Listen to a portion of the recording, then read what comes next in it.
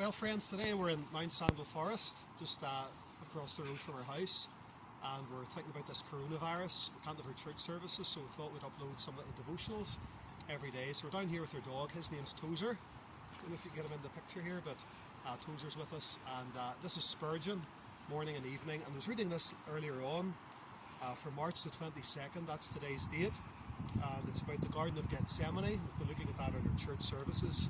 Matthew 26:39, it says, "And he went a little farther and fell on his face and prayed." See, Spurgeon said, there are several instructive features in our Saviour's prayer in this our hour of trial.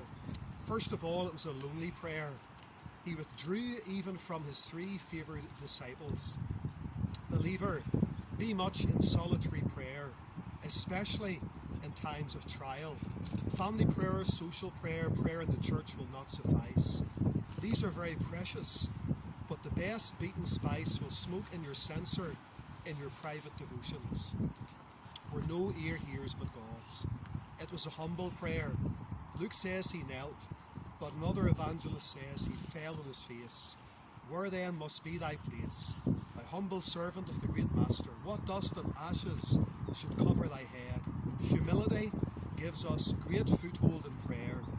There is no hope of prevalence with God unless we abase ourselves, and that he may exalt us in due time. It was filial prayer. Abba, Father.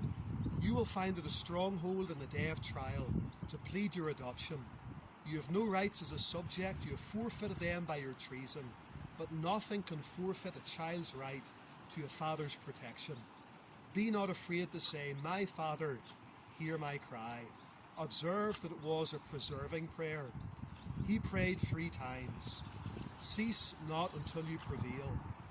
Be as the importunate widow whose continual coming earned her first supplication could not win. Continue in prayer and watch in the same with thanksgiving. Lastly, it was a prayer of resignation.